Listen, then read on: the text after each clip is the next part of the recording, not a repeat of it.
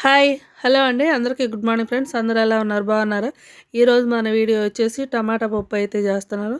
చాలా అంటే చాలా బాగుండిద్ది. అస్సలు మిస్ అవ్వద్దండి ఈ వీడియో అయితే.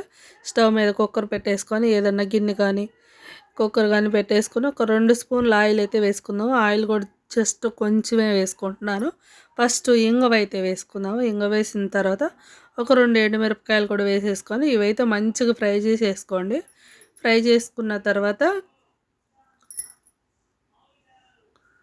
ఆనియన్స్ అయితే వేసుకోవాలండి. ఆనియన్స్ కూడా ముక్కలు కొయ్యకండి. తుంచుకోవాలి మనం చేత్తో. మనం గోంగూర పచ్చడిలో వేసి నలగొడతాం కదా! అట్లయితే పెద్ద పెద్ద ముక్కలుగా అయితే తుంచి వేసుకుంటున్నాను నేను.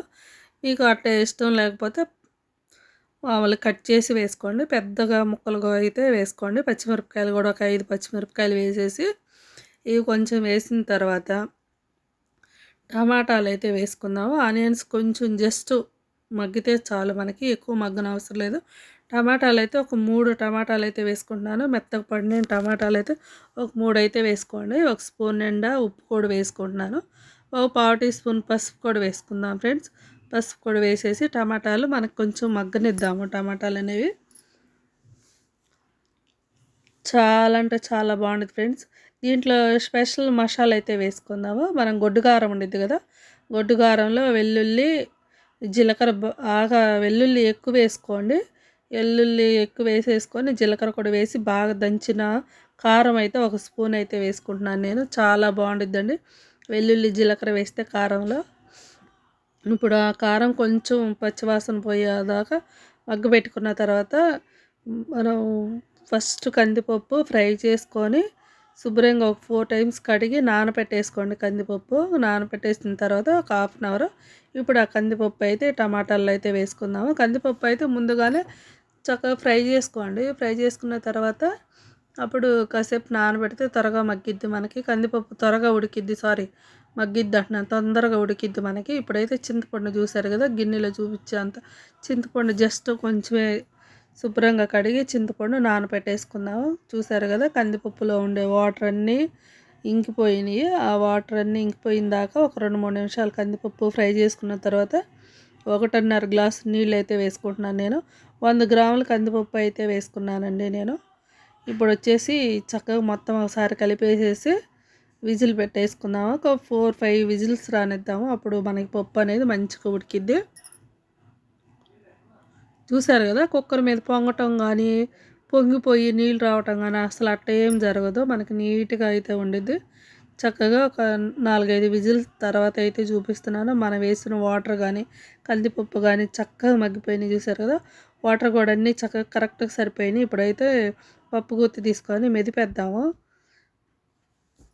పప్పు గుత్తి తీసుకొని శుభ్రంగా మెదిపేసిన తర్వాత మరీ అంత మెత్తగా అయితే మెదపనవసరం లేదండి.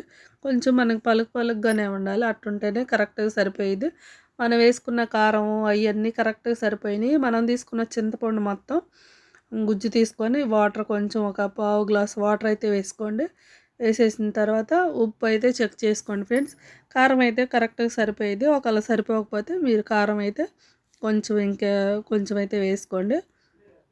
మనం పచ్చిమిరపకాయలు వేసాము, ఎండుమిరపకాయలు వేసాము, ఒక స్పూన్ కారం కూడా వేసాము. నేనైతే సాల్ట్ సరిపోలేదు, ఇంకొంచెం సాల్ట్ కూడా వేసేసుకొని మన పప్పు అయితే ఆల్మోస్ట్ రెడీ అయిపోయింది. ఈ పప్పు అయితే ఇప్పుడు తిరుగుమాత అయితే పెట్టేసుకుందాము. స్టవ్ మీద గిన్నె పెట్టేసుకొని ఒక 3 స్పూన్ల ఆయిల్ వేసేసుకొని ఆయిల్ కాగిన తర్వాత దీంట్లో మనం పప్పులు ఏమి వేయనవసరం లేదు. ఆవాలు, జీలకర్ర, ఎండుమిరపకాయలు వేసుకుంటే సరిపోతాయి. నేనైతే చల్ల మిరపకాయలు అయితే వేసుకున్నాను. ఒక 4 చల్ల మిరపకాయలు వేసిన తర్వాత ఆవాలు, జీలకర్ర అయితే వేసుకుందామండి.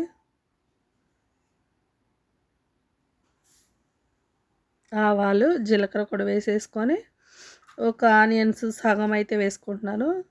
ఈ ఆనియన్స్ అయితే మంచిగా ఫ్రై చేసుకోండి. ఆనియన్స్ మంచిగా ఫ్రై అయితే మనకి పప్పు అనేది స్మెల్ కానీ టేస్ట్ కానీ చాలా బాగున్నది. ఇప్పుడైతే కరివేపాకు కూడా ఒక 2 రెమ్మల కరివేపాకు వేసేసుకొని పప్పు అయితే వేసేసుకుందాము.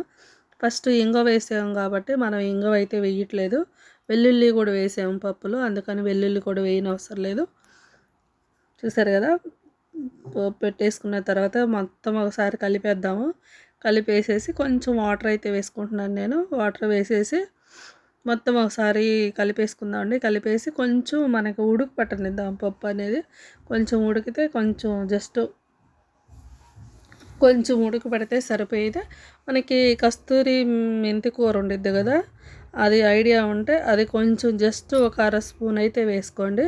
కొంచెం ఉడుకు పట్టిన తర్వాత కస్తూరి మెంతి వేసేసుకొని మొత్తం ఒకసారి కలిపేసుకుందాం. కలిపేసి స్టవ్ ఆపేస్తే మనకి టమాటా పప్పు అయితే రెడీ అయిపోయింది. కారం మాత్రం కంపల్సరీగా ఆ కారమే వేసుకోండి. చాలా అంటే చాలా బాగుంటుంది. వీడియో అయితే ఇంతటితో ఎండ్ చేస్తున్నాను ఫ్రెండ్స్.